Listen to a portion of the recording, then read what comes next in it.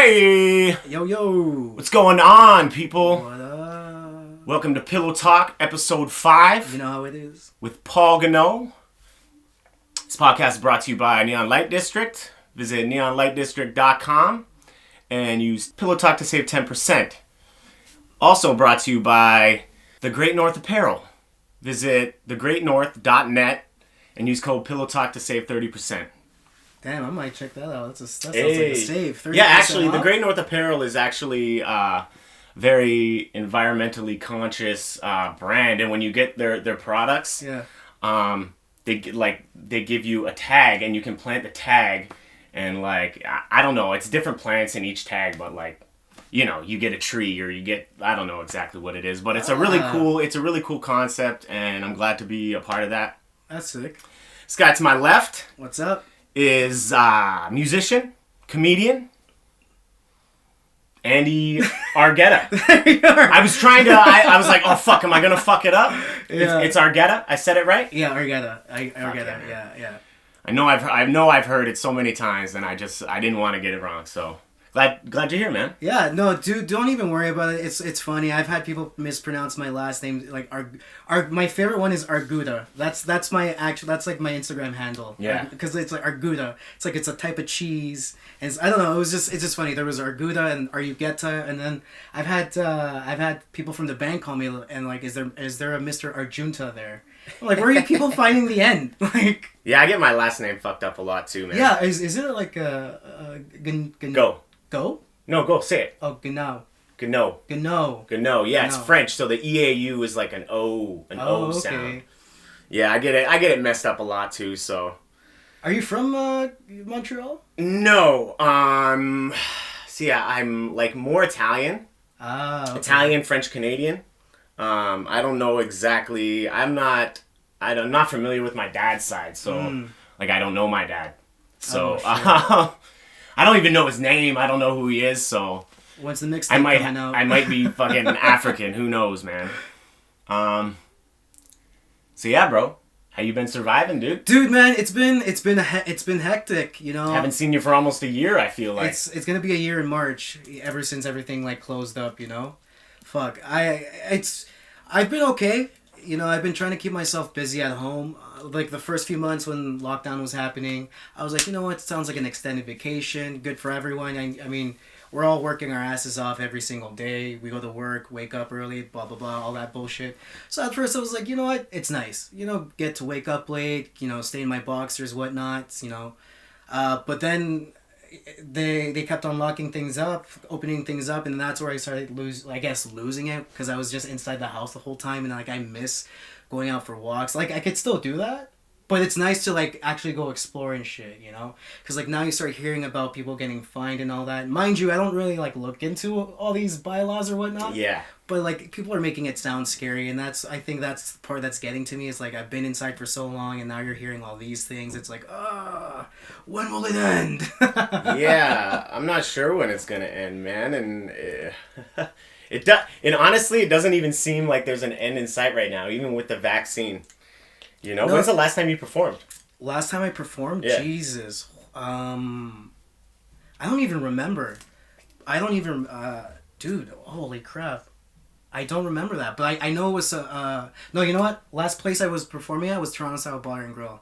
It's the last place I performed at. I haven't been there in a while. I think it was a secret show at this dude's backyard that I performed at. Oh, nice. There you go. Nice. They were doing I think it was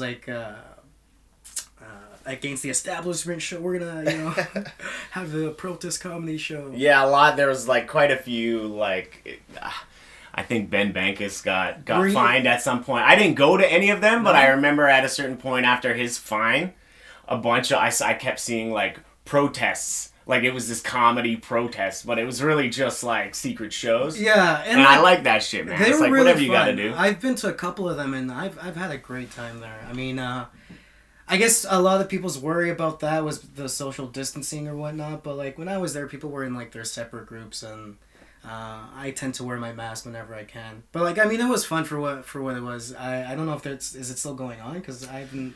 I'm not sure, man. I'm not sure. I mean, it's pretty cold, so I don't know. Maybe, maybe there's some super underground thing that I don't know about, but I haven't heard anything. Yeah, because like for a bit. For in terms of comedy, man, I haven't heard anything that's been going on like right now. Maybe there's like online shows, but I don't really get into. I don't that. like those either, do you? Like, first of all, I'm not really like a techie person, and I don't know. I kind of get weirded out the fact that there's like a camera looking at me. I watch a lot of Black Mirror. We're living in Black Mirror, bro. Dude, honestly, we're in that. There was this one episode, I don't know if you ever saw it, but it's the one with the kid who jerks off in front of his computer. Oh, yeah. And at the end, I can't believe I know you did about this. you. Yeah. It was kids. And I was just like, ever since I saw it, I was like, you know what? Putting something on. Bro, the one that sticks out to me was the one where you rate people on everything they do. Every interaction with them, you rate them. And I'm like, we are already on that path. Like, don't we do that already? Isn't Uber that? Do you know what I mean? Like, dude, I think we're on that path, man. The funniest thing is when they took out the number of likes on Instagram, because everybody was losing their shit over that. Like, I'm not gonna know how many people like. So you can't look. Like, I only really. Sometimes I look at my own. You can see yours, but I don't look but at you can't anybody see else's. other people's. I didn't know that. Yeah, like they took out that option and people were like freaking out and shit. I don't know. It's How like, will people know I'm important? Yeah, it's like everyone builds themselves around like the amount of followers and likes they have. Like, I guess if you're like a brand, yeah, followers is a thing, but like with likes and all, I don't know. Like when Facebook came out when I was like in junior year of high school, and I wasn't really, I don't know, I was very like. Did you join right away? No, I was, because like back then I was listening to like a lot of Rise Against. Fuck that shit. I ain't joining that. They're getting all... Yeah. I was just like, I'm not going to be part of the crowd. But then... I mean, I still don't fully like it, but it took me a while to get it, to be honest, Facebook? too. Yeah. So I did have Facebook for a while as a kid. Then in college, I kind of like got off of it because that's when I was studying to become a cop. Because like apparently like they look through everything. So I was like, oh, man, I don't want them to see like my drunk pictures. And then I got it back when I started doing comedy. And then, yeah, I try to keep off it. It's kind of a weird place now. You know, I miss the internet when it was all about, like, cat videos and shit. Yeah, it was a fun time. I have a love-hate relationship with it, you know? Yeah. I wouldn't even have Instagram if I wasn't doing comedy. Like, after my first show, yeah, I got Instagram because I thought it was important. And right now, I'm kind of... I wouldn't necessarily say struggling with it. Mm-hmm. I'm happy with the amount of views I have and stuff so far, and but it's like it's trying to reach an audience outside of your circle is really hard, and a lot of people will watch it, and this is the thing, like they took away the likes, and I was kind of like, I don't think that's important on Instagram, but then I'm thinking like YouTube, I definitely think it's important. But like and it's like people will watch and they won't subscribe and they won't like, and I'm not the kind of guy that's like, please subscribe to blah blah blah, or and although I will be doing it, I guess, periodically, just to kind of try to recruit my friends, because you have a certain amount of friends. Yeah, and it's just like especially now too, because it's we don't have the access of like going outside and being like, hey, I'm so and so, come check me out. Yeah, like that's kind of a deterrence, but like I feel like. I think now it's more interesting because you develop these new methods where it's just like, I'm branding myself online. Okay, how do I do this? Is there a certain hashtag I need to use? Or is there a certain like app I need to follow? So there's like different ways of branching out. Mind you, I couldn't get into it because to me it's all just numbers, and I was never good at math. Yeah, so, I'm not a fan of like using fucking 20 hashtags and stuff like that. Like none of my stuff on Instagram has any hashtags, but like as I'm getting deeper into this and trying to figure out like the marketing side. I don't know. I might start using a couple per post or something like that. I'm trying to figure this out. It's all new to me, and I don't really have anybody helping me with this. Yeah. It's like completely me. I put it together. I did the studio. I do the editing. I did the song. So it's like, I gotta say, man, it's a pretty sweet deal here. Like I really like the whole pillow talk thing too. Thank you, I appreciate that. How'd you come up with that? It was more out of necessity, really. I was like, okay, how am I gonna do this? Yeah. How am I gonna do it at my place? Like, I don't wanna. Like, you could get podcast studios, and the rent isn't actually super expensive, especially if you're just doing like one every 2 weeks. But then it's like, why am I paying that just to do one every 2 weeks? And so Plus my roommate moved out. Yeah. And yeah. This is awesome. So like in case in the future, the aliens comes like, oh my god, the archives from when they were locked up. Just fucking tinfoil the whole room, bro. What was? Have you done any of the online shows? No, I've avoided them, man. Yeah. I started the year. Last time I performed was in March, and I've had a couple invitations like earlier on, and I kind of was just like, nah. To like some people, and I guess they got it, and I never really. I don't think I've ever asked you this. How long have you been doing this? Okay. I remember just seeing you like sporadically pop up at places, and then I saw you at the corner once. I was like, oh, this dude's funny. Thanks, man. Are we including this fucking last little bit quarantine time? Because I haven't performed in almost a year, right? Really? Eh? So if I'm saying that, like I started, what's 2021? I started like what? Really? Like September 2018? Oh shit. Yeah. So sometime around that, or maybe late August. I'm not exactly sure. But yeah, it was part of like a Second City. My first performance was part of Second City, like at the end of you took the Second City classes? Yeah, I did Nice. two classes. And at the end of the first class I performed, and then I didn't really do any open mics until I started doing the second level. Mm-hmm. And then yeah, like my first real show was probably September or October that year. Either way, sometime in that frame of August 2018 to October is really when I started, whenever you want to consider it. Yeah. I don't consider the first show my actual performance because I had a lot of friends there. Yeah. And it was, to this day, it was probably, well, maybe not, but one of the best shows I had was the first show because everyone's just so supportive and shit. But it doesn't feel real, You're like, I need to go perform for some fucking people and eat shit. And I did. But yeah, man. I feel I now that I guess I'm a bit I guess more mature. I kind of value the times that I've bombed on stage, just because it's just... Those are when you learn the most, I think, right? Dude, there have been times where it just feels like a tidal wave when, like, no one... Like, you say a joke, but no one's really laughing, and then, for me, I've always felt like a wave, like a tidal wave is just hitting me, and it's just like, you know what? It's sink or swim, so we're gonna swim through this. But it's for me, I've always found it fun, and it's just like... I sometimes laugh at it because like I'll probably like fuck up a word and like my English isn't too good sometimes, so I'll probably mix something up and like, oh my god, this is going downhill. So when did you start? Me? Yeah. I started in 2016, so around the same time I stopped drinking. Nice. Is when I started doing comedy. Nice. Why'd you decide to stop drinking? Dude, I started drinking when I was 19, and that's the thing. In high school, I was like, I'm not gonna be like a party person. So at 19 hit, and I went downhill from there. Like, how old are you, brother? I just turned 30 now. Oh shit. Yeah. In on the 25th. Yeah, on Christmas Day. Yeah. So yeah, 19 came around and I was just like, oh, I'm legal now, so I'm gonna start drinking. And then I got hooked onto like Guinness, and JD was like another favorite of mine. And then it just got to a point where it's just like I was just drinking just to have fun. Like I wasn't like a depressing or an angry person. It's just like, ooh, let's party, guys. You guys want to party? So it's just like I got into stupid situations with friends and all that where we'd done silly things where it got to a point where it's just like, you know what?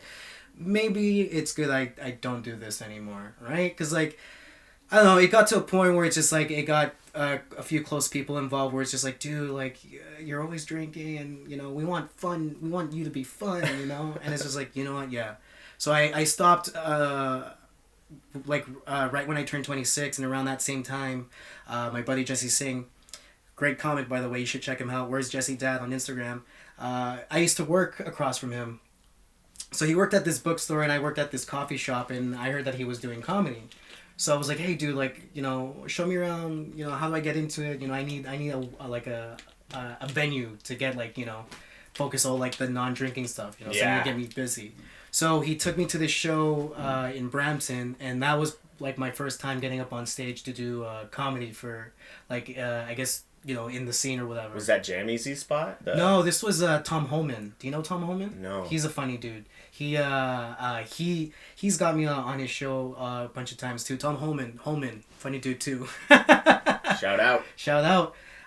So I forgot what they were doing, but it was like a bucket show where they put like different topics inside and we picked them cool. out. And yeah, I was just like trying to be like cool, and I was like, yeah, so like I work here and people are like, donations, but why do you need I don't know, I don't remember what I was saying. It was probably something incoherently stupid, but that was, yeah, I've been doing it on and off for like 4.5 years. Yeah. Yeah. Yeah. That's dope, man. It's fun. I mean, it's different than doing music, I find. Because, like, when I used to perform music, like, it's different because, like, no one's really paying attention to you. You're just up there with the guitar. And I used to do a lot of shoegaze music. Do you know what that is? No. Do you know Do you know a band called My Bloody Valentine? I know the name. Okay, how about A Place to Bury Strangers? Nope. Dinosaur Jr.? Nope. Okay. So basically shoegaze is it's a genre of music where it's just loud, wavy type of distorted sounds. You sometimes have like weird like echoey bits going on. So with that they call it shoegaze because the majority of the times the guitar players are always just looking at their pedals, just strumming away and hitting different effects. Like Frusciante's. Stuff like that. Yeah, his solo stuff. Yeah. Dude, oh my god. I love John Frusciante, man. Yeah. Probably one of my favorite guitarists ever. Yeah, he's good, man. He's good. And I honestly think he's a fantastic singer.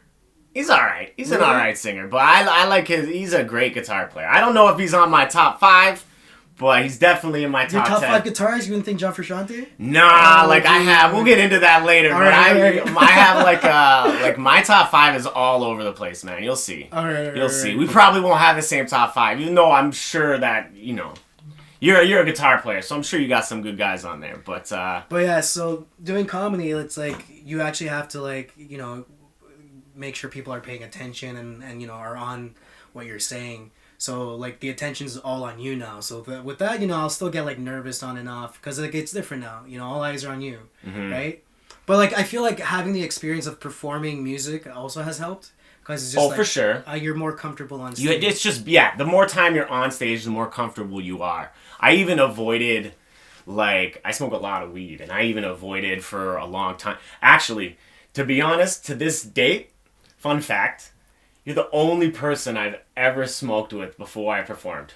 I swear on my Nana's ashes, bro. And it was by accident. One night we were, and it's been, I've avoided it on purpose because I just don't want to get nervous. I don't want to have an excuse to why I suck. So every time I suck, I'm like, all right, this is what you did wrong. And I don't fall back on you were stoned, man. Yeah, and I probably fucked up a lot of guys' sets because of you. Yeah, it was weird because we were at some coffee place. Yeah. And I don't remember it being too late. I think it was maybe 6 or 7. It was still sunny out because it was summertime. It was the coffee bean place, right? Or something like that. Yeah, I can't remember. But yeah. Actually, see, it was the spilling the beans. There you go. That's what it was. That's the one. And I was ordering a coffee, and he was doing it, and we ended up talking, and we went outside, and you fucking lit up a joint, and I just you passed it to me, and without even thinking about it, I smoked it. We went inside, and I walked up to my girl, and I stunk like weed, and she's like, "Did you just smoke?" And I was like, oh shit, and this wave hit me, but it was a really comfortable atmosphere. There wasn't a lot of people. It was mostly comedians. I started smoking more since I stopped drinking. Well, I mean, for me, it's just I don't know. I enjoy it. I mean, I kind of don't like the stigma that people get behind weed. I don't get it either, man. You're a pothead if you smoke weed. Everything I've ever achieved in my life, I've been stoned doing. I graduated college. Really? I got a scholarship to college doing this pre-apprenticeship program that I was stoned every day at. People, man, if you're the kind of person that's weed is a gateway drug, well, I mean, now I don't think it's that way. I don't think in 10 years people are going to be saying weed is a gateway drug because to me, really, the gateway was the system that you had to go through to get weed. Yeah. That was the gateway. It wasn't that you smoked weed and then you're I need to shoot heroin. It's you go to a guy, and this is how I tried so many drugs. So I know from experience. So how do you feel about legalization? I mean, I don't want people to get arrested for it. Yeah. So I'm kind of for it, But also, like, I miss the times when not everybody and their grandma was fucking high. Kind of like, it's like tattoos, you know? It's like, I don't know. I don't go to stores. Like, I still buy off my boy, like, it's illegal. You know, I'm not like, I don't know, man. I'm not going to get my weed mailed to me. I'm not that kind of guy. If you do, all the power to you. I'm not hating. I'm just, it's not for me. It's really interesting how, like, when it comes to weed, how divisive people can get. Where it's like, you're against legalization. How dare you? It's just like, nah, man, it's weed, man. Even if you don't smoke, like, how the fuck are you against it? Like, just do 10 minutes of research, like, of real research, you know? On I don't know. It's so beneficial. Have you ever done laundry sober? It's boring. Fuck, man. Sometimes, like, for me, it's more like it just makes everything. Like, if I have a day off from work, I'll wake up, do a wake and bake, come in and make breakfast, everything, and then listen to music. It just makes everything more, like, relaxing for me. It's just, for me, it's like, it's cool now that there are more, I guess, options for people to buy some. Like, you have these weed places that look like freaking cafe stores inside, you know? It's like, oh yeah, I'll take the grande of the monkey jam and... Yeah, less people are probably getting robbed too. You know, that's probably... Fuck. Yeah, because, like, the last time I actually, like, had a dealer was in high school. Yeah? Yeah, like, that's when they were still delivering, like, weed in, like, tinfoil. I remember that, or, like, ripped up pieces of garbage bag or some shit like that. You know, you'll get, like, fucking dime. The weed guy always tries to upsell you to, like, yeah, you want MDMA because I got that too. Yeah, that's what I was trying to get at. I think I lost my train of thought somewhere because we were smoking before this. Yeah. That was the gateway, you know, when we were growing up, you had that guy that was just like, here, I have this. So it was like I haven't done, like, chemical drugs in probably around, like, 8 or 9 years now. Oh, yeah? And, like, my favorite drug, I think, back in the day was ketamine. Mm. And the first time, and, like, I went down a dark road when I was younger and stuff, man. And I'm glad I kind of got it out of my system when I was young. Yeah. Because I feel like the older you are, the harder it is to get out of that. Do you know what I mean? Yeah, I used to be into cocaine a while back too. Yeah. So and how did you, like, for me, K was like legitimately, like, from my weed guy, hey, do you want to try this? For me, it's because, like, I hung out with, like, a lot of rich kids. Okay. So what was your first time doing coke like? Like, how was that presented? Or did you do it, seek it out? Or was it just, you know, brought upon you? It was like a mishmash. Because a friend of mine, we were having a party, and then this other girl came by, and then she was talking to my other friend about, like, you know, doing, like, keys. So I kind of just, like, followed her along because we were having a cigarette outside. So I was like, let's go see what this is about. And then I saw them pull it out, and I just kind of, like, stuck my head in, and then she just gave me a bump, and I was just like, oh, okay, this is what this is like. Like a nice chalky, dry feeling in the back of your throat. And so I got into that for a while, and for me it became a problem when I actually went out myself to buy it myself, because more than often it was always somebody else had it. It was always at a party, and I was like, fuck yeah, let's get it going. That means I can drink more too. Yeah. And then it came to a point where it's just like I actually drove out somewhere to actually pick some up, and I was like, fuck, I got a problem. So, I mean, it happened, like, you know, I had some, you know, I guess I had some fun times. I have some stories that I got from those days, but I remember the last time, like, I did anything, and I was promoting for this rave company, Destiny, for a little bit, and was just kind of out late at night at venues, like, doing flyers, putting up posters, like, talking to people about, you know, new shows and stuff like that, or upcoming events, and I just remember, you know, like, 6 a.m. and being there, like, sober, and seeing all these people just come out of, like, you know, government and these sort of venues, just, like, chewing off their face and just being like, I don't want to be like that. And it was, like, around that time, I went to this hotel party, and it all kind of became the reason that I was like, nah, I popped, like, 3 MDMA at one point, or at one time, and everyone was like, Paul, like, what's wrong with your eye? And like I have a problem, like I have glasses that I usually just wear if I'm like doing editing for a long time or reading. And so like I have a lazy eye in my life. If I get really drunk, you can notice it.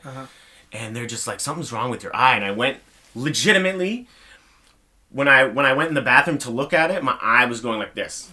Just like back and forth, like shaking.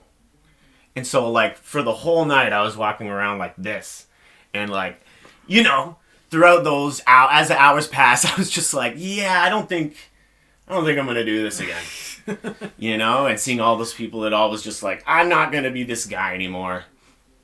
And I kind of, I don't know, there was all these things kind of happening at one time. Like my nana passed away, and she was like the most important person to me. Like I was raised in foster homes and stuff, and she was like basically my mother. My mom isn't my mom, you know, and she passed away, and all these kind of things were happening, and I was just like, fuck it. I stopped doing drugs. Like I didn't go to rehab or anything like that. I just stopped, and I was doing like pretty much whatever people gave me. There was always certain things that I said I would never touch. Yeah. Cause my mom did drugs and stuff like that. So I was always like, heroin, no.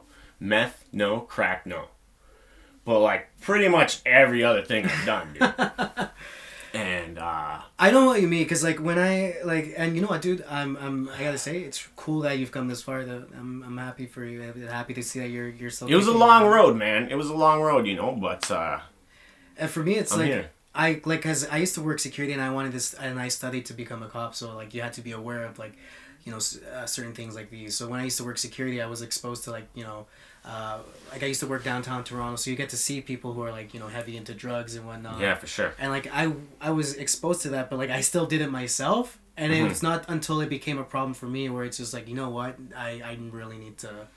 And it's easier to notice too, like if you've kind of been down that road.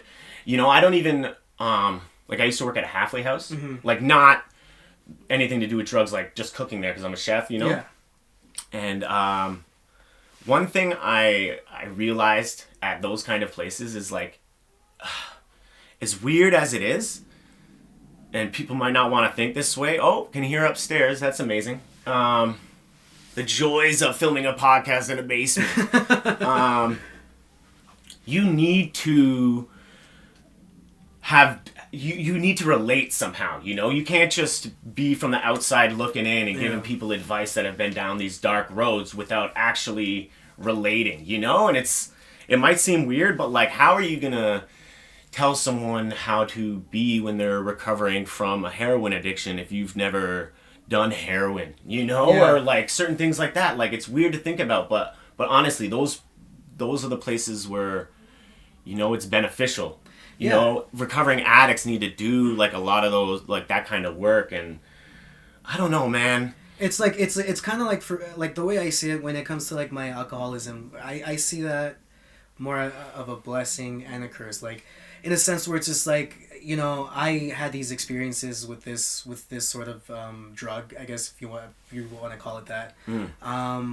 But like now it's just like if I ever see any of my close friends or if anyone's having issues with it, like I can be there for them in case they need that, you know, support. Whereas it's like, hey, I've been down that road, let me help you out of it, you know? So I guess it's kind of like I don't know, like that was my main issue though. Like I did drugs too, but like my poison was the booze, man. Yeah, and I mean, you know, people could debate that being a drug or whatever, but I mean, it's the same kind of thing. Yeah, I don't know how you feel about that. I don't want to sound like a 12-step dude. Dude, whatever. I don't care, man. I don't give a shit, dude. If you're a 12-step dude, I don't give a fuck, you know? Just, no, that was my whatever helps you get there, you know? I don't take away from anybody's experience or try to act like I know better, because I don't. You know? Yeah, respect, man. I feel that. Thank you. But yeah, man, it's cool, though. And like I said, it's awesome that you're doing comedy, too, man. Like, what is it? There was one show I saw you take your shorts down or some shit like that.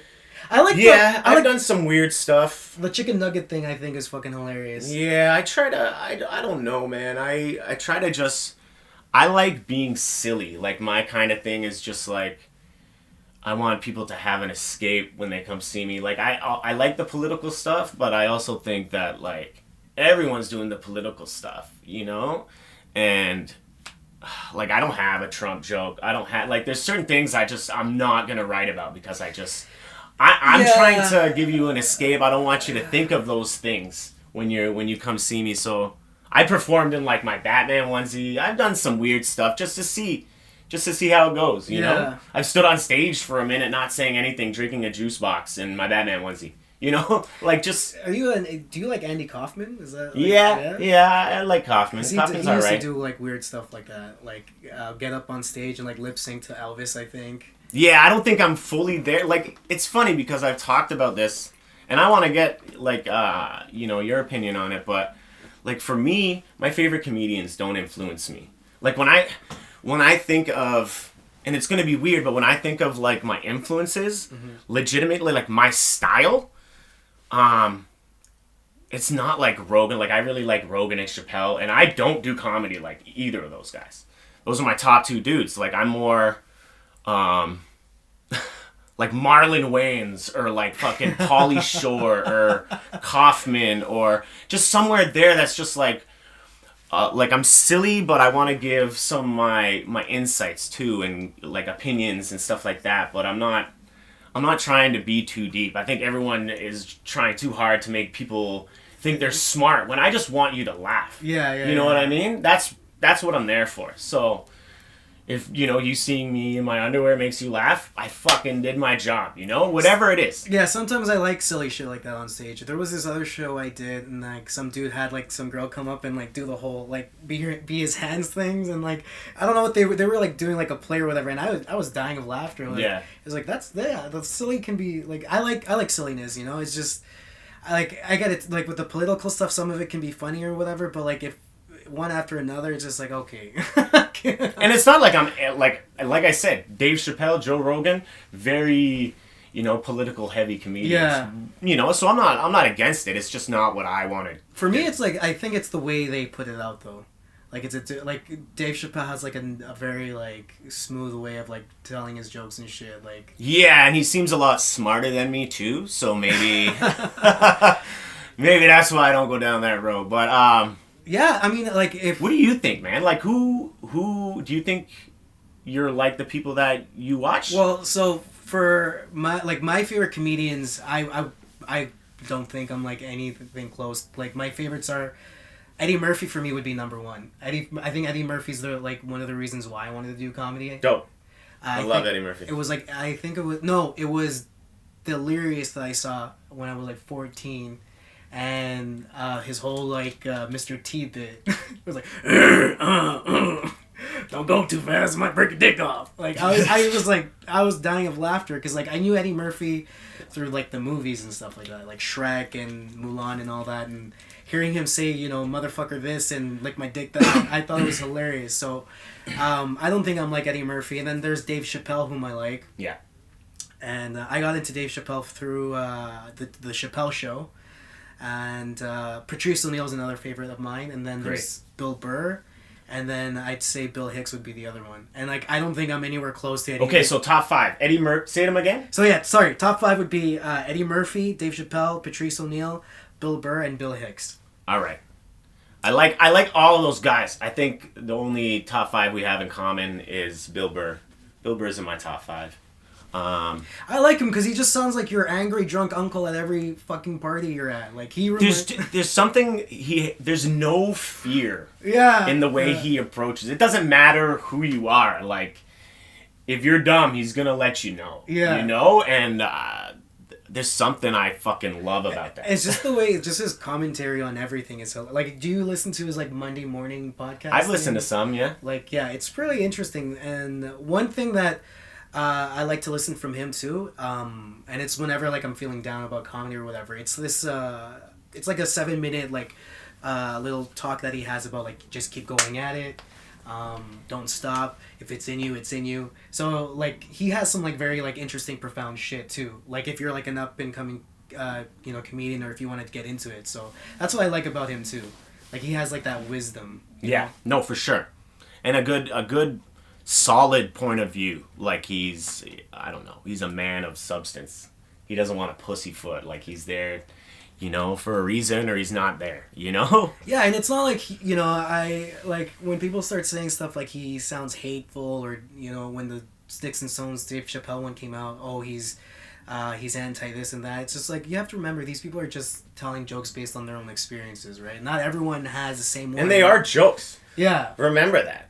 Like, comedians need to be able to fuck up. Like, you know, musicians make shitty songs and they're like, oh, that's just his shitty song. It's not like you know, they just, every time you make a good song, they're like, yeah, but what about this shitty song? Yeah. You know, it's like, you need to give comedians room to make mistakes, especially people like us, like amateurs, yeah. You know, like there's a lot of just weird things in, you know, that I've discovered in the Toronto comedy scene, and but like, I like seeing those mistakes too. Like, even if like sometimes those are the funniest parts. If I like, you know? If I go to a show and some guy says something like really like fucked up, like I'll probably be like, okay, this is fucked. But then I'll probably like laugh about it after, because like I've said some stupid, I guess pushy jokes myself too. But I don't know. I try. I don't know. I like right now. I guess I'm trying to figure out my writing style more than my performance, because I've been watching South Park recently. I've been getting back into that, and one thing I really like about Matt and Trey is their writing style. They have this whole therefore but method, where it's just like, this happens, therefore this happens, but then this happens. Yeah. So that's how I'm kind of starting to do like my writing now, like with my jokes. Like, oh, I went walking to the store, but I got hit by some fat chick. I don't know. So that's they're brilliant. They're brilliant, man. Everything they've really done, Team America, Book of Mormon, I haven't been to, but obviously I want to watch that, dude. It's something I want to go to, and it has like nothing but good reviews. Really, and it got like awards, right? Yeah. Even Mormons like that shit. Like, I mean, come on. Yeah, and that's the thing too. Like, I don't know. I feel like the thing is, just like with music, with comedy, there's gonna be something for everyone. Yeah. Right. Like if you're into like, I don't know, Against Me, but I'm into like From First to Last, you know. We all have our own kind of, I guess, taste. So I don't know. I guess we should. I don't know. I don't want to be like freedom of speech, but like just let people make stupid mistakes. yeah, absolutely, man. I totally agree. But since we're talking about cartoons, let's go through. We just did comedians. Let's go through cartoons top 5. Sweet. It could be, and this is the thing. Like when I was, you know, telling you cartoons, I didn't know if you would pick any movies. It's up to you, man. To me, I picked all TV shows. Yeah, I did TV shows too, because when you said cartoons, I was like, fuck, maybe it's just like shows and not like movies. I haven't actually seen like some good animated movies though. Yeah, I mean, there's, especially now, like, if I'm going to say one animated movie I think is super underrated and people don't really talk about it, usually people will name like Disney movies, and yeah, there's a lot of good ones. But man, Megamind. Have you seen that shit? Oh, with Will Ferrell? Dude, like, it's ridiculously funny. Like, is because like I don't know. You're not a Will Ferrell fan? I like him, but like I don't know, the whole animated thing, him as Megamind. Oh fuck! I just thought it was weird. I should watch it though. I loved it because like there's a lot of memes I see about it online too, with him and like I guess Brad Pitt's the other dude, right? I think so. I think Brad Pitt's like the good guy in the movie, even though, well, yeah, watch it. Oh yeah, okay, I'll check it out. I think he's in it, and David Cross is also in it. But for me, I picked out like shows. So for me, like, all right, let's do it. My number one is South Park, and then I have Rick and Morty, The Simpsons. F is for Family is pretty good. F is for Family is good, yeah. And then Samurai Jack was another favorite. Samurai Jack. Who's Samuel L. Jackson? No, that's Afro Samurai. Oh fuck, that was a pretty good show too. Yeah. Samurai Jack is Phil Lamar. Oh shit. Yeah. Shit, I don't think I've seen that. I liked Phil Lamar, especially back in the day, Mad TV and shit. Dude, yeah, where he was, he was playing as Rick James in one skit. Where he was like, I gotta go outside and do some coke. He had a lot of good ones. Like he was the mailman. Oh, the gay rapper. Like, who always the guy. And he did like, oh no, actually I think that was, fuck. There was so much good stuff in Mad TV back in the day, man. I think Mad TV was a great sketch show. That and Living Color were great. Those were good. Oh, for sure. For sure. Saturday Night Live has gone through, I think, waves of being great. But, yeah, I don't think it's... I don't think it's great right now. I just never thought SNL was as pushy as Mad TV was. Because they were really, like, they have the average Asian shit. They'll have Joker. Hey, yo, what's up? I'm Joker. You know, this is my friend Puppet. Like, they were pushing those boundaries. And I thought it was hilarious. Yeah, if I was doing top 5 cartoons... I gotta go Simpsons, number 1. Batman the Animated Series, number 2. Nice. Bob's Burgers. Nice. South Park, and probably Batman Beyond from back in the day. That was a great show. I like those shows from back in the day, and I just got I got them on DVD, man, and I've my little cousin, she was into Batman. Even Beyond. Still, they're so good. There was this one episode that actually freaked me out as a kid. Was when his name's Tracy, right? Who? Batman Beyond? No, Travis. Terry. So he goes, his girlfriend gets kidnapped by this rat-looking kid. Mm. And, she finds out that he fed, the last girl to the rats. And I'm like, what the hell? This is supposed to be like Batman, the kids show. What the hell? Yeah, it wasn't Saturday morning at 8 a.m. It was so good. They had some creepy stuff in that show. For sure. And it was dude, cartoons now, I don't feel like they're... I don't know. Not even just cartoons, though, dude. Like everything. Married with Children would never be able to be made. No. Now, you know, there's so many things that just... the Jeffersons, that's even older than Married with Children. Certain things just... It's just super frowned upon. I heard people even complaining about, Coyote and Roadrunner. Really? That dynamic, you know? What? I've heard people complain about the dynamic between, Mario and Peach and Super Mario, and it's And, it's and here's what's interesting. I never really heard about most of these, issues until I started doing comedy. Yeah. Because before then, me and my friends would sometimes, joke, we'll say jokes we hear on South Park and shit to each other. Now it's just you can't say that, you're an evil person. And it's just what? I remember growing up, we used to make fun of each other all the time. I was a fat kid, so people would, fat so, fat this, Mexa-fat, or yeah, whatever. Shit like that. And I don't know. I just feel like when it comes to, I guess, art form, I feel like there shouldn't be that much restrictiveness on it. Because, what about books, Stephen King writes some fucked up shit, no one's really cancel Stephen King, I try to not to, put myself into it, because then you get labeled as a bigot and some shit, but... Yeah. It's just, it's to me, it's just all, I don't know, because, with music, too, then, are we gonna ban music? I don't know. I try to keep myself out of that whole thing. But it's weird, because, it just really depends... I'm talking about music specifically right now. It really depends in music, who you are, Eminem says fag, and it's a super big deal. He's not allowed in a country, or, these kind of things. But then it's some underground rapper that nobody knows says, way worse, maybe fag 10 times, and just, it's really how much spotlight is on you too, and who you are. I think that, that's important, but...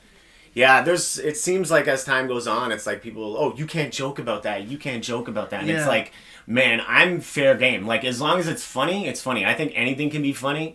Do I think rape is funny? Absolutely not. But I've heard some funny rape jokes. I'm not going to say there isn't. Think of Porky Pig raping Daffy Duck. It's just... People need to give, artists a chance to figure things out and express themselves. Because that's the thing. There's a market. You gotta make mistakes. There's a market. Well, and then there's a market for everyone. Not everybody likes country music, but fuck, they have country music festivals every single friggin' year. Yo, dude, honestly, one of the coolest things I ever been to, and I used to live in BC, right? On Vancouver Island, and I had moved away, but I went back and I was visiting. Yeah. And my uncle, well... He's actually my cousin, but we're so close, I call him my uncle. He was I just arrived. And my nana was you need to call Greg.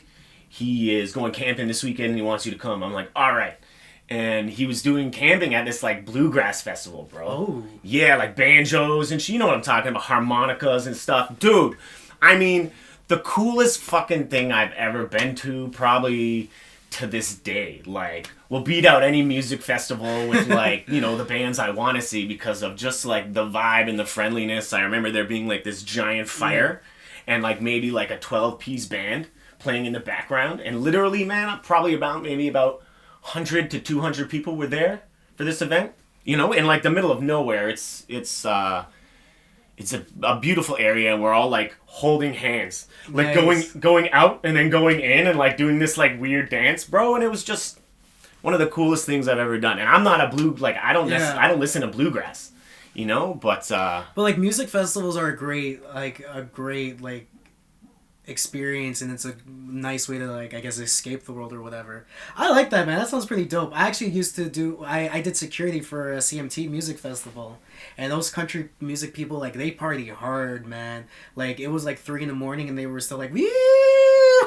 Yeah. Wee!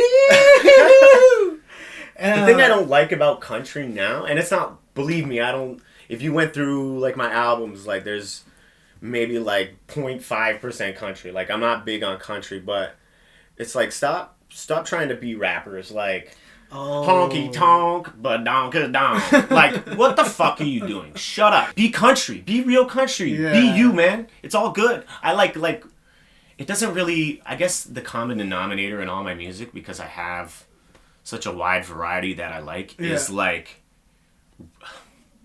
maybe overdone, but realness, like being genuine in your music and not just like writing music because you know it's going to be a hit, and just like writing what you're about and your experiences, whether I relate to them or not. Like I like that. And that's the thing about the music industry too that I've noticed. I mean, it's just like bands you listen to from the beginning, they sound a lot rawer, they sound a lot differently, but it's when they move into the major labels where everything just suddenly changes. That's like a fear that I've had when I used to do music, because a lot of the bands that I used to like jam with, we'd start off one way, and then later on it's just like we want to add electronic sounds and do the and it's just like, what the hell is going on here, guys? Like, I can see what you mean though. Like, well, who are your top 5 bands actually? All right, let's do bands. Yeah. Okay, so I am, like I said, like I have a real eclectic taste. Yeah. But I'm really big. And this is a genre that gets a lot of hate, and I'm not going to deny my love because I don't believe in guilty pleasures. Yeah. I'm proud of everything I like. I'm super huge on nu metal. Nice. You know? System of a Down? System of a Down for sure. They're not on my top 5 Did you hear they came out with 2 new singles? When? Recently, System of a Down. Definitely didn't hear that. Oh, dude. I'll check them out after this. Yeah, for sure. But dope. Haven't seen them live. They're one of the bands that I like need to see live before I die, you know? But number 1, Head PE. We were talking about that earlier. Yeah. The singer, Jared, is going to be on via, I don't know, video call, Zoom. I still kind of have to figure it out, but probably Zoom seems like the best option. And so that's going to be really sick, man. Singer of my favorite band. That's pretty, yeah. And I even offered money, and he was just like, no, like I can't take your money, man. Dude, that's sick. And so it was really cool. So I'm just waiting to I'm really ready to go whenever he gives me the green light, you know? Like, nice. He's right now in between albums and doing like some features. Mm-hmm. So he's like I'm going to make time, and so probably happen soon. I'm not sure when it'll be released, but it's gonna be this year for sure. So Head PE, number 1. Linkin Park, number 2. My dog's name is Chester Bennington. Nice. Like legitimately, last name, you know? So Linkin Park, and then probably Slipknot. Spit. Head PE, Linkin Park, Slipknot. Fuck, it's so hard. Limp Bizkit's in there, dude. Really? Eh? Yeah. We'll talk. We'll talk. I'm having trouble thinking of my 5th. I wrote it down in my phone. I ran out of Post-its, so I couldn't I couldn't write my lists on my fucking corkboard there. But I definitely wrote them down. See, I was like, it It was in between Incubus and Deftones, and I couldn't remember who I decided on. But so That's top a 5, hard- Head PE, Linkin Park, Slipknot, Limp Bizkit, Deftones. That's Honorable mention to Incubus. nice. You know? I actually saw Incubus live. Yeah, I've seen them live too. It was with Jimmy Eat World. Dope. Jimmy Eat World's really good too, Dude, man. if you're listening, Yeah. wow. That was a was good good. time for music. Like that was, and Late that album 90s, specifically, Bleed American. bro. Yeah. Like every song on that record is solid, dude. It's weird because like I'm not super big on that stuff that people would say is like emo and stuff, but there's just certain bands that just like that was Jimmy Eat World's I think album for me, and Fall Out Boy they had From Under the Cork Tree. Yeah. Bro, it's like how are you? I'm not into Fall Out Boy by any means, and most of the stuff since then, like maybe a couple songs, but most of the stuff I'm just not into. But that album, For me, it was like so in high school. I used to listen to like Fall Out Boy, MCR, My Chemical Romance, Taking Back Sunday, but I was always a little shy to be open about it because like everyone else was listening to like Nirvana and Soundgarden. I got into that stuff later, but like I enjoy like how like the music was played because I was learning how to play at the same time too. So I really like Taking Back Sunday, but everyone's like, why are you listening to like girly music, you know? So I saw them. They performed with Linkin Park. I saw them live too. My They're Chemical fucking Romance too. I think amazing. was there actually. Really? Yeah. So who's your top 5? My top 5. Okay, so mine would be number 1 would be the Pixies. Number 2, the Smiths. Oh shit. Yeah, I have a weird. The top 3 threw me. Okay, top 2. Number 3 would be Elliott Smith. Number 4 is Mazzy Star. And number 5 is Interpol. Mazzy Star. So Mazzy Star is like a late 80s, early 90s kind of like dream pop type of band. You ever hear that song called Fade Into You? I don't know. I'd have to hear it. I might have. Have you seen? I know a lot of songs, not by name. You've watched Rick and Morty, right? Yeah. Do you remember the episode where they have to bury themselves? I haven't seen a lot of it, to be honest. Yeah, But sorry. it's kind of like some soft like ambient type of music. Stuff that I would listen to if I'm having a cup of coffee in the morning or trying to go to bed. Yeah, right. I'll check it out. Yeah. So it's a lot of like very like indie alternative that I like to listen to because in college is when I got into like Elliott Smith, and that's when I started doing like DIY type of music, and that's when I got into like Metric, Interpol, Yes. Metric. Yeah. Metric's good, man. Have you seen it? Have you seen them live? Yeah, so Limp Bizkit doesn't come to Canada a lot, all right? And the last time they were in Canada, and this was, I know it was a long time ago because it's when I was doing drugs. It was probably at least 10 years ago, but I want to say like 11 or 12. Mm-hmm. Anyways, it doesn't matter. But the last time they were in Quebec, they did, like, Quebec has like a yearly Woodstock that they do. Is that the It's Montebello Festival? No, it's called like Woodstock in Beauce or something like okay. that. I don't know exactly how to pronounce it. Even though I'm French, can't speak French. So yeah, me, my boy, and his girlfriend, we drove to Quebec. We actually went like 2 hours out of the way. We put it in like Google Maps and we drove there, and then we were in this like residential area. Like, I don't think there's a venue like around here. And it wasn't a venue, it was in the middle of a fucking field. And so we ended up finding the place, and it was Metric. Like, the last 3 bands were Metric, Bad Religion, and Limp Bizkit. Oh, shit. Bro, it was a fucking killer show. Dude. Killer. And we just went for the one night. And then we slept for like 2 hours, and we fucking went back. So you really dig Limp Bizkit, eh? Yeah, like and this is the thing. I want to get into Guitarists after, but there's something I find really empowering about their music. Mm-hmm.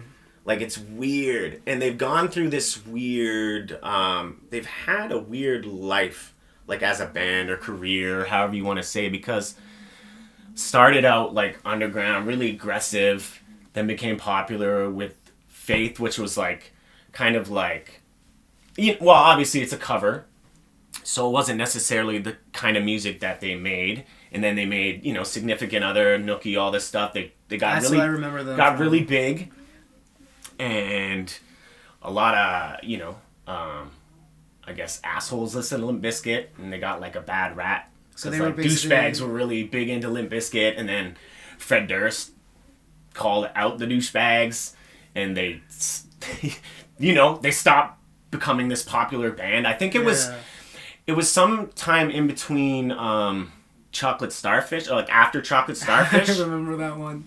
And like, and the hot dog flavor water. It was like the fame was something that was never appealing, I don't think, to anybody in the band, and Fred Durst didn't like that, like, douchebags listen to him because he was like he was picked on, and he was like, those douchebags would have picked on him in high school, so he called out all those people.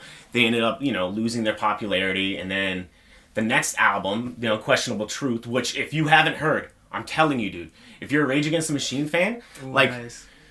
Man, it's their heaviest album. It's their probably lyrically the best album they've ever done, and it's only from Rage. No, Limp Bizkit. What's it called? It's very ragey though. Oh, okay, it's very ragey, and that's why I'm saying if you like Rage, like you'll be like, there's a very heavy Rage vibe, and I'll check it out. Yeah, for that album, they just did like 7 or 8 songs. Mm-hmm. They didn't promote it at all because they didn't. They were trying to go be like a little secret back underground again. They didn't like the popularity. I think that's with a lot of the artists that I listen to, and like I kind of feel like fame really does affect, I guess, musicians to a certain level. Like I know Kurt Cobain, I don't know if it's true or not, but like he was very like depressed because he was like he didn't want to be famous or something like that. Oh yeah. For sure. And that's actually like Fred Durst has Kurt Cobain tattooed on him. Like it's like one of his main influences. But they're very. I'm not even I'm not in denial. I don't think they're the most technical band or anything like that. But they're in music. There's different, I guess, things that bands are good for. There's really heavy technical bands like Tool, and then there's really performance heavy bands like Limp Bizkit. And like even if you don't like Limp Bizkit, you go see them live, man. Like I will give you $1,000 if you could stand there and not fucking get into it. Like they're so good at working the crowd. And I'm not even saying Fred Durst is in my top 10 favorite singers, but as a frontman and as like a vocalist, like he has his strengths. His strengths necessarily isn't range.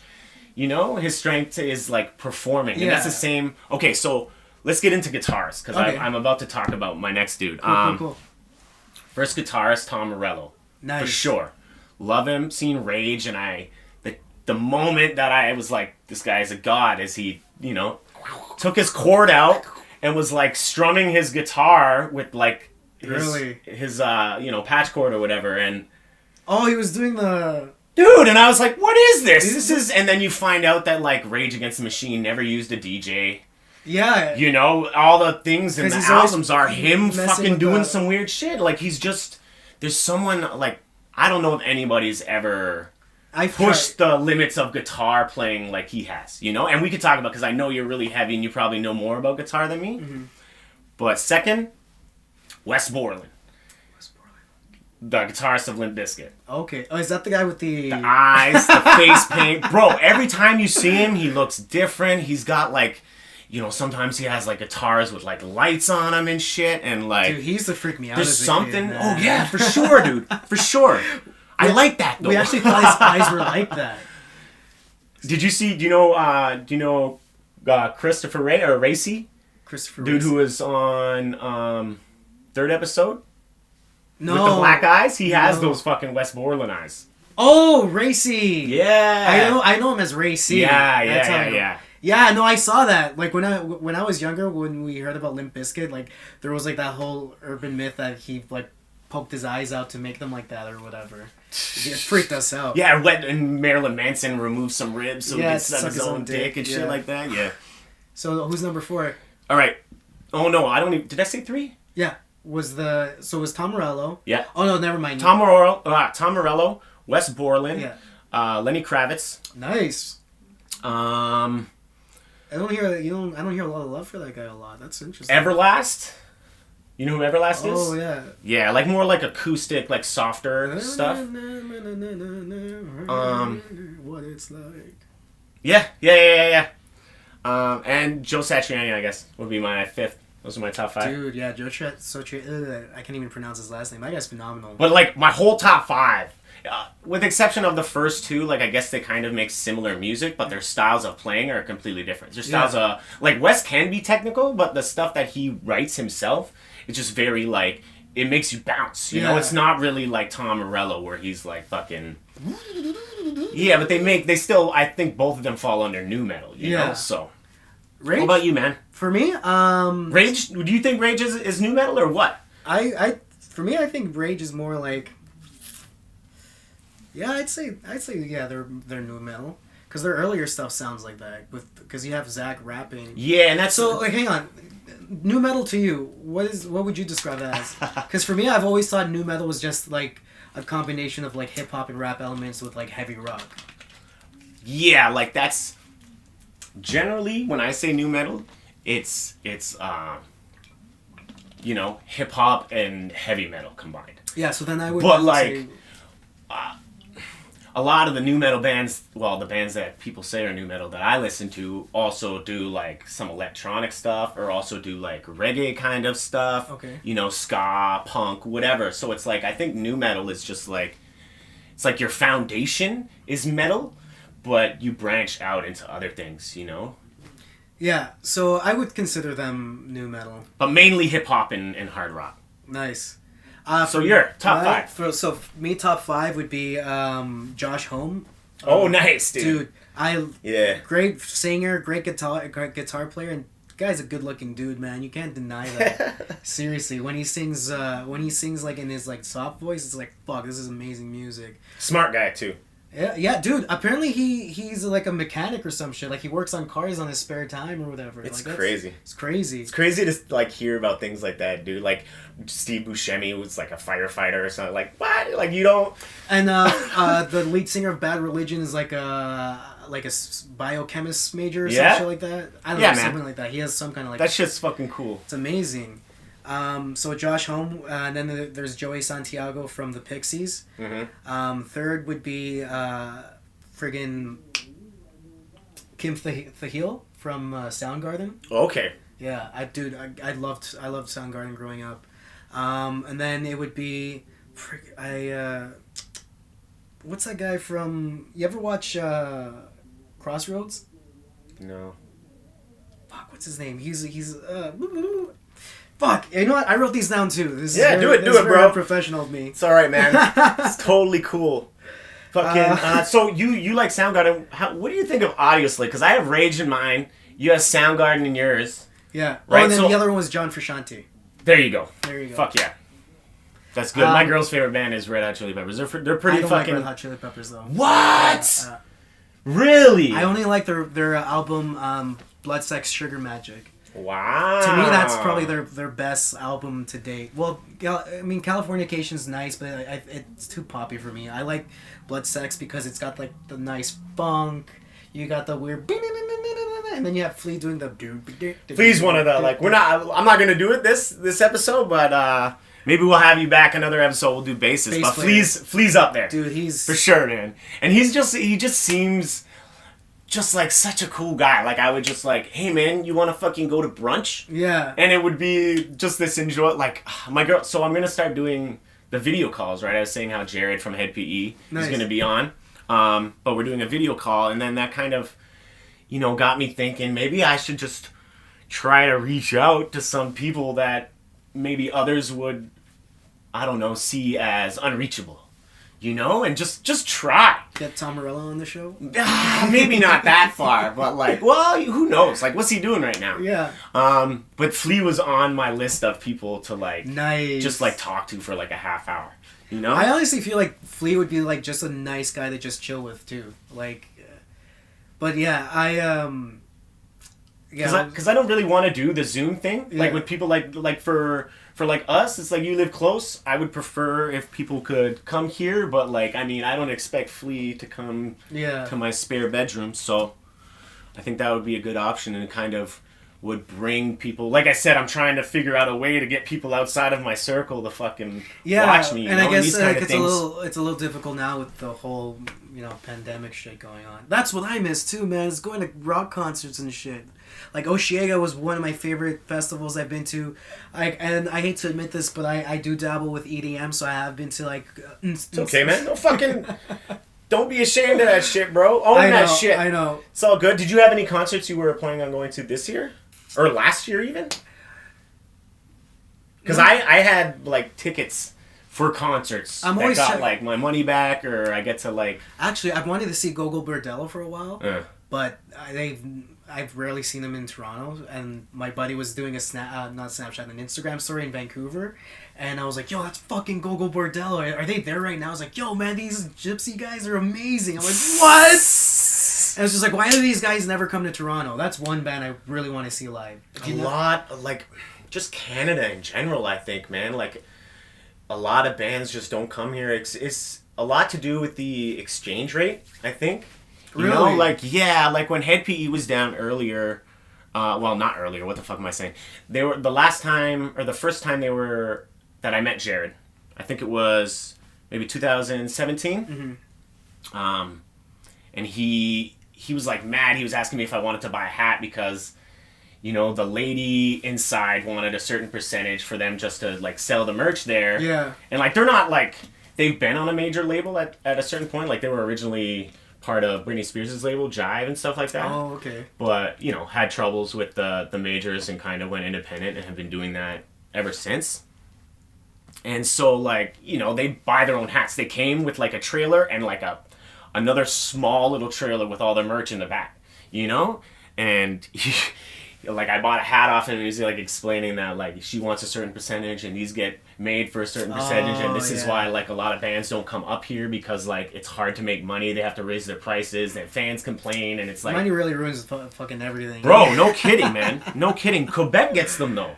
Yeah? This is the thing. Like, the bands that we don't get in Toronto, like the Heavy T.O., like... Yeah, because, like, certain festivals just don't come here anymore. I know for, like, Montebello, they have guys like No Effects and Bad... And that's in Quebec, isn't it? Yeah. Exactly, dude. Quebec gets them. Like, no other place... What was your boy from Vancouver?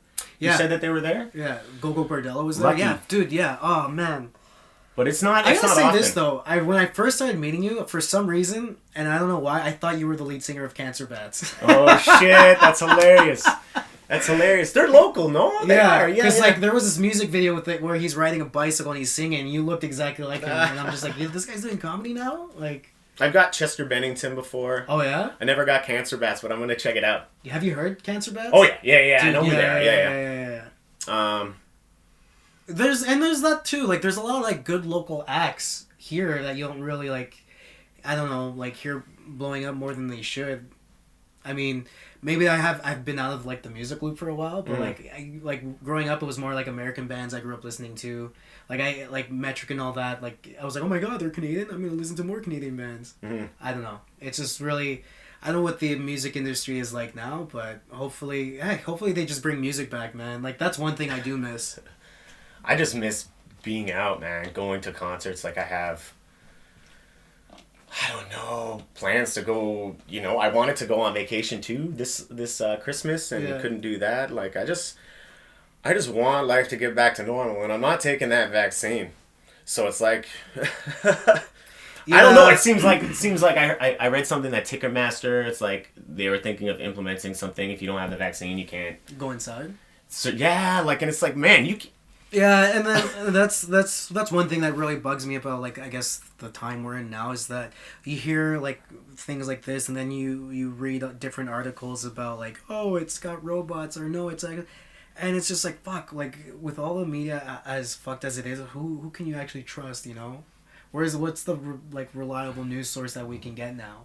Yeah, it's just. No, I know what you mean, man. Everyone's an expert, and like, but for me, I like I said earlier, I don't know if it's gonna get back to what we consider normal anytime soon. And it kind of sucks. Like I have concerts that like got postponed and pushed to this year, and I'm just in my mind, I'm like, yeah, I'm just gonna get my money back for those because they're not gonna happen. I was thinking about going to Osheaga this year too, but like then all the lockdowns started happening, and it's just like fuck. But who knows, man? Hopefully, you know, later on things do get, you know, less restrictive. What's this?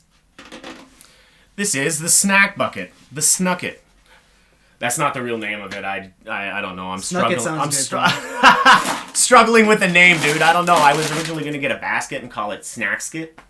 And then I didn't get a basket, and I got this bin, and the name was ruined, so... Holler at me if you can come up with a good name for my snack bin. Snucket. I like it. Alright, so yeah. These are just snacks from Japan. Oh, nice. Just pick one. This kind of tells you what is in them. Because it's all, like, written in Japan. Except for... in Japanese. For this Kit Kat. So I'm going to try that. You pick one. Sure. Fucking try them out, dude. Last time the Kit Kats were horrible. It was like some like strawberry champagne flavor. This has a nice just package. Completely gross. That's what she said. I'm gonna try check this one out. All right. So what we got there? Okay, so I got the Kit Kats. Blow. Nice. And these are, what is it? Hot Spring Dumpling Kit Kats. Wow. Interesting. All right, let's try this one first. All right, cool.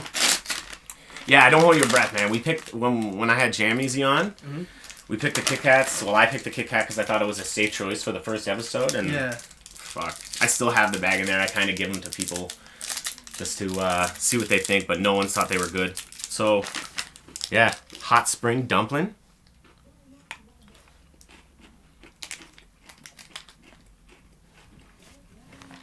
Is it supposed to taste like a dumpling? So, I don't know. So it's cream mixed with Azuki red bean paste. Ah. It's a lot better than the first ones, I'll be real. Alright, dude, so as we're doing this, I don't know how much you're into superheroes, but I ask everybody because I'm super into superheroes. And that's, you know, if you like Star Wars, you can pick people from Star Wars or video games, whatever the fuck you consider a superhero, but top 5. Goku would be number 1. Oh, here we go. Here we go. Goku, then it'd be Batman, Spider-Man, Deadpool, and then Catwoman. My man, prepared. And that list is good too, dude. Sorry, so Goku, Batman, Spider-Man, Deadpool, Catwoman. Yeah. Dope, man. I love all those guys. I'll be real though. I never got into Dragon Ball Z. Like, I watched it when other people were watching it. Yeah.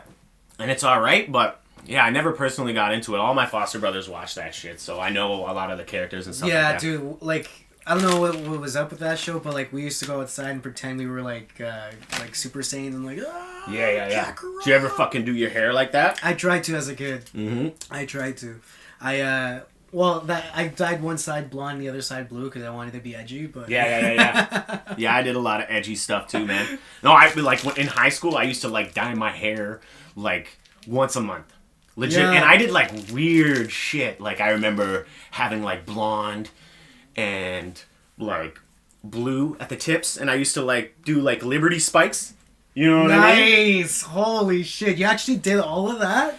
I did a lot. Like, I would get up, like, mad early in high school and, like, do my hair. I remember doing, like, mohawks, but I did this one mohawk where the center of my hair was longer. Yeah. And the sides was still spikeable, but significantly shorter. And I spiked my whole head, but the middle was still a mohawk spike. Nice. Oh, dude, like, I've had pink, fucking...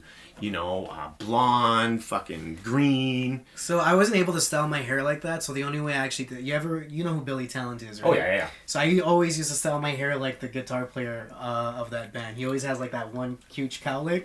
So I was just like, you know what? If I can't do a mohawk, He's the best part of that band, bro. Dude, he's a great guitarist. The only thing I don't like, and it's not even that I don't like it or him, the singer just sometimes he's off. Like in singing? Yeah, specifically right now I'm thinking fucking Upstairs cocksuckers. We're almost done anyway, it's alright. River Below, is that what it's called? Yeah. Okay, yeah. Yeah, I guess that is what it's called. Yeah, rejected. So yeah. And he screams the part where it's like, "You're to the river below!" Oh. That part, and I'm like, that song is good, minus that part. And I've actually heard versions where that part's edited out. Really? Yeah, and I'm like, oh, good job, guys. You didn't like I'm that part, glad. right? No, the song's good. But that song's part, good. No, yeah. And I just didn't like that one part. Dude, I don't know. Sometimes he just doesn't hit it. His range isn't all the way there, and when he tries to go outside of his range, he doesn't nail it, and they're like, that's good, and they really shouldn't be. They should go back in and redo it, you know? It's kind of how they are with Axl to each Rose their now, own. They're you know? popular, so obviously people like him, so I don't know what the fuck I know. So what do we got here, dude? What are yours? Machi Taro. Machi Taro. Ah, see, I know how to say it now, fuckers. I struggled saying that word. I got a bunch of messages like, dude, you said it right the first time. Ooh. Okay, all right. What we got? Machi Taro. Try it out, bro. Here we go. All right. Machi. Pounding. What the fuck? Not bad. Tastes like one of those like Cheetos corn twists. Yeah. Bugles. Bugles light, yeah. Plain ones. I'm not a big fan of these.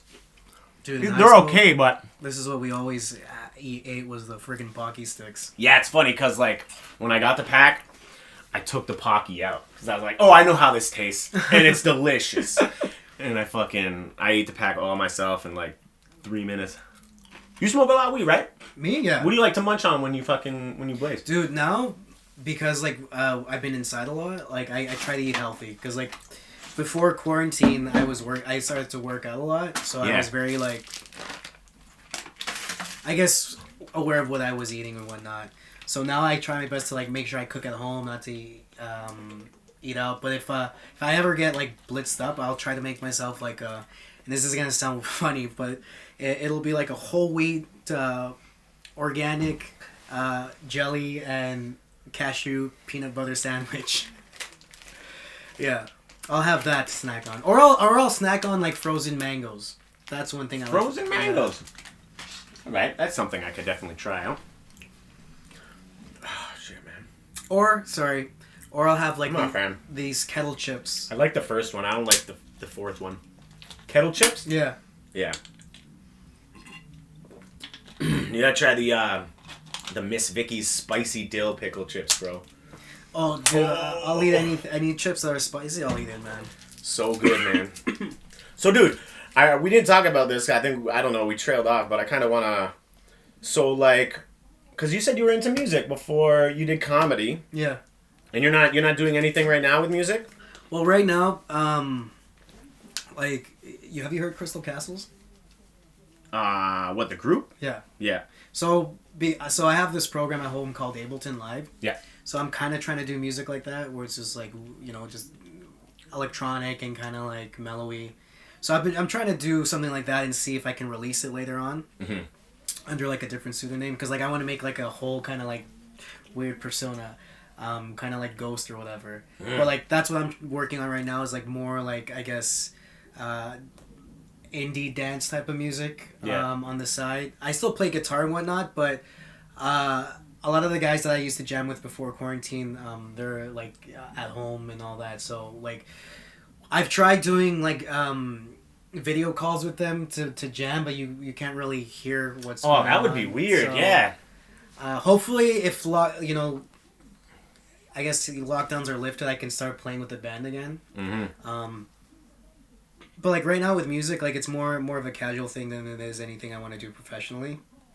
Yeah, I was kind of doing that too. Like before comedy, like my goal was to pursue music, but it's just so much money. And like I still have all the programs and things like that, and I have like a really nice like MPK, which is like a small keyboard with some MPC pads on it and stuff. Like good machine, and like.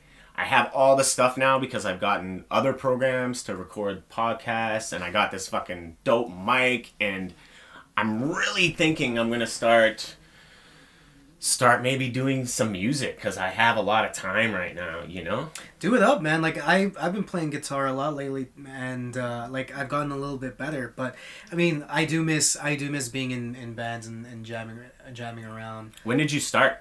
Doing music? Yeah. So I started playing guitar when I was like 13. I started doing like shows at venues. I guess late teens. Just like shows, or did you start like doing talent shows or anything like that? Because like my first thing for music was a middle school talent show. Oh yeah. So in high school in my high school they usually like have it was like a Catholic high school, so they always have like rallies and shit like that. So my first time on like playing in the band would be at one of those rallies. I was really nervous, and I was a small fat kid at the time. So this was grade 9, and we were doing Weezer. We were doing Weezer covers, and this was when I was starting to learn how to play saying it. Fuck, I can't even talk. Say It Ain't So. Say It Ain't So. I got you. Thanks, dude. But I kept fucking up the whole intro riff, and I kept looking at the crowd and I'm like, wait, they don't know how to play guitar. I was just gonna like fake through this whole thing. So that was my first time. It was fun, but we were doing Weezer covers. We didn't like have originals at the time. You've always done always been guitar?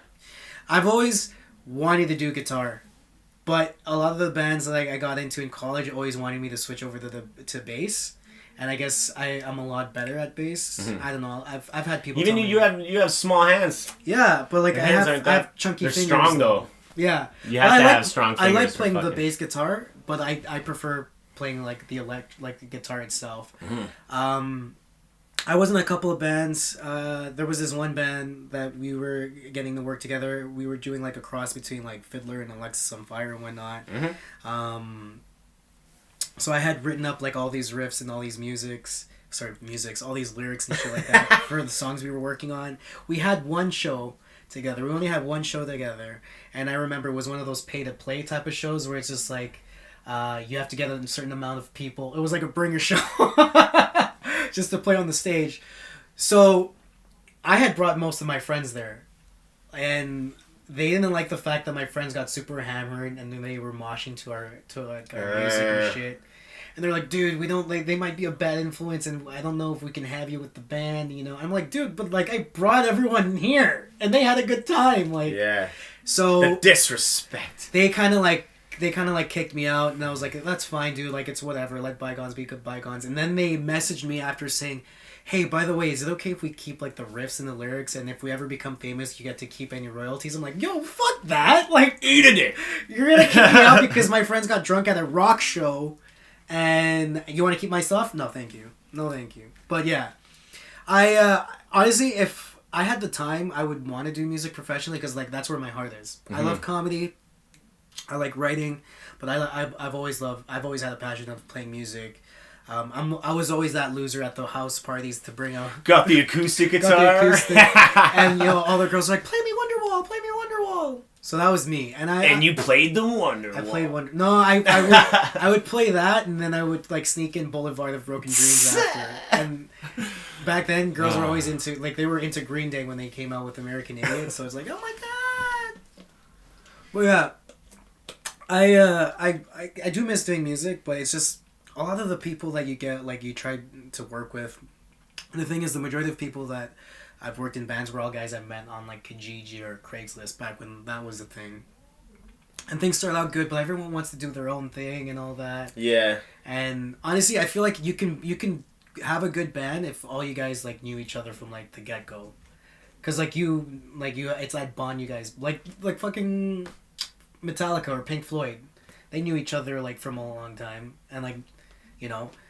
I don't know where I'm getting at, but I hope you know what I mean. No, I absolutely, because, so, like, I started out doing, like, in bands. I've always, like, the bridge between music and comedy for me is the writing, because I've always been, like, a writer. Yeah. I had a weird childhood, so, like, writing, like, depressing songs and things like that, fucking helped me a lot. And so in, like, grade 7, I remember doing, Brain Stew for the talent show, and then in grade 8 did Anthem for the Year 2000 in the talent show. Friggin' Silverchair. And nothing really happened. It was just we jammed a bit. We did other people's songs, but we never actually like made our own stuff. And then in high school, I got with a group of guys, and I don't know if we officially had a name, but I was pushing Emetic. Hey. And we, like the guitarist, we jammed for like quite a bit, and we were writing songs, and the guitarist, like it was high school, and he was going to Paraguay for the student exchange program or something along those lines. Okay. Like he was going overseas. And so, we just stopped, and like even towards him going like to Paraguay, like leading up to it. Like I said, I'm super into nu metal, so I write a lot of like rapping, you know, and like we were butting heads, and it was kind of like that music's not respectable, and he's like he's a really good, he's in super like heavy metal like guitarist, you know, and so we were clashing with what we wanted, and then when he left, I just picked up some programs and started doing shit I like, and I still incorporate like rock into it and acoustic guitar. I currently don't have a guitar, but like really I'm hoping maybe this year, because I'm thinking about doing music again, I'm looking at like a PRS soap bar. I seen this really nice one used, but in all honesty, it was like last year, so for guitars, man, I would recommend either a Telecaster or a Jazzmaster. That's my go-to. Fender has always been a great brand for me. Mm-hmm. I've tried Gibsons, but I don't know, they feel too like blocky for me. What kind of amps do you like? Orange or gray. Orange, yeah. I have an orange. You don't like Paul Reed Smith though? I love man, it happened with like the band that I was in high school, you know, that I was just talking about. The bass player, like his dad is a musician, so he had like this studio in his basement. Cool. And my love for PRSs came from that time, and we used to do like a lot of like Linkin Park stuff, and like they use PRS. Well, actually, I don't even know, but they sounded better on the PRS than like on like an Ibanez or something like that, you know, because I'm into like really heavy stuff. So there's a guitar like well, a lot of people when they go guitar hunting, I guess they don't like. There are different guitars for different styles of music. Like the guys from Korn, like they have guitars specifically made for their type of music, right? Because like actually, they tune really low too. Korn? I shouldn't say that because friggin' Jim Root from Slipknot uses a Jazzmaster, so never mind. He's a beast, dude. That guy's amazing. He's a beast.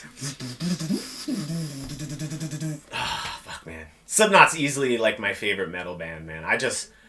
Something about their life, I enjoy their journey. Like some bands, it's like I started off like Disturbed. Started off, love their shit, and then it's like there's some bands that try to transition and do something and change their style, like Linkin Park, and they can be successful and make a pop album better than most pop musicians, you know. And then there's bands that stay the same and they know their thing, they know their audience, and they're fucking playing heavy metal, but it's like sometimes there's good and bad of both. Like I can't get into Bring Me the Horizon? Well, I know them, but I don't listen to them. So they were like metalcore at first, and then one album came out where it was all electronic. Yeah, it was just like, what the hell? Yeah. Kind of like when Chris Cornell went electronic. And sometimes it works, and sometimes it doesn't. And sometimes I'm a fan of people staying true to their roots, and sometimes it doesn't work. And I just think for like... But see, that's the thing. You have to find like a group of people that are like, you know, they're going to be into like the same type of stuff that you And it's weird that Slipknot has this longevity and is still making great music because of how many people are in the group. Yeah, there's like 11 guys in that band. Yeah, well, 9 officially, but I think maybe when you see them live, they have more. I'm not sure. Oh, fuck. I don't remember. I've seen them once, and it was pretty epic. But even still, and this is true to my word, man, I'm telling you, Limp Bizkit was fucking crazier, like mosh pit-wise, crazier than Slipknot. And you wouldn't think that, but I'm telling you. Oh, I love just mosh a pits, C, man. Bro. Just, you don't, or you do? No, I do. I know. I was at a mosh pit for my a girl Rancid doesn't concert. get it. Rancid, yeah. Dude, they were doing all of and Out Come the Wolves from front to back, and dude, it was just me. I'm only like 5'4", and you have all these like 6 feet guys just running around. So I just got in there, and I fell on the floor, and then I see this dude, like this bald headed dude coming at me. I'm like, fuck, I'm gonna get my ass kicked. He's like, no, get back up here, little man. And I was like, yo, this is great. Do you have you ever heard any of Tim's like solo stuff? Oh, dude, Transplants is amazing. Transplants and even his solo shit, bro. Oh, like his solo stuff.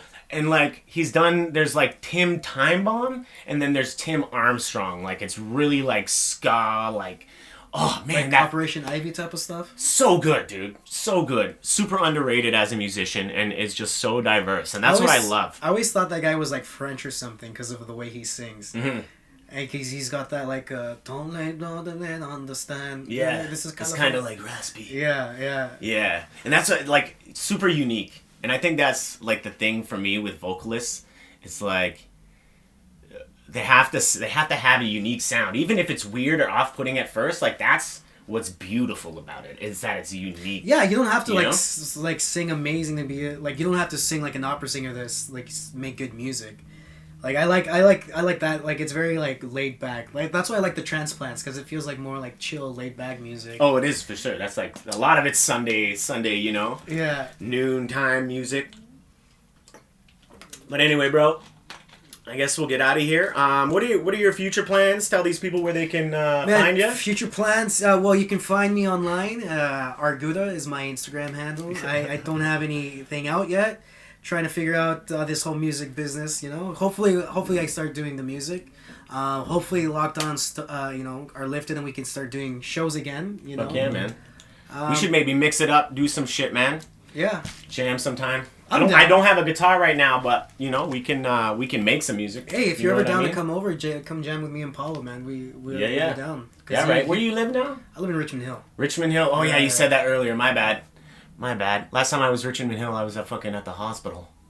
Oh, at Mackenzie Health? Yeah, I slipped down some stairs at this place I was working at. Jeez. Yeah, it was fucking nuts, man. It was nuts, and they were like yelling at me. They thought I like faked it, and I have like previous back injury. Like when I was 16, I fractured my back skateboarding. Oh shit. And so like my back's already bad.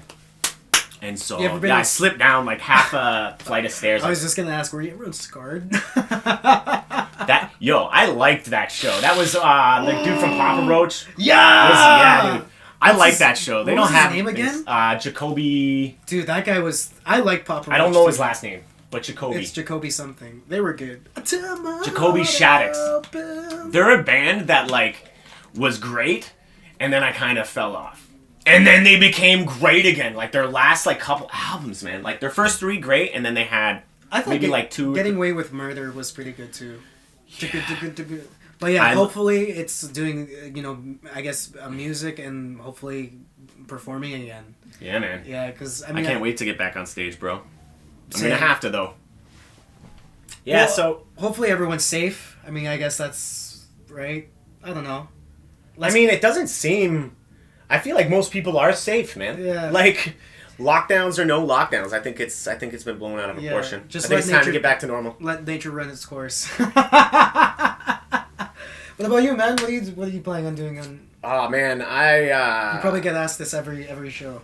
You know what? I don't. No? No, you're the first person to ask me, but I don't have any plans. I'm just gonna continue doing this. I have merch out. I'm gonna try to get some more merch designs. Man. I have a new intro that I'm getting designed by Steve Gray. Shout out, my dude. Nice. So yeah, I don't know when I'll get that. Probably, by the end of February.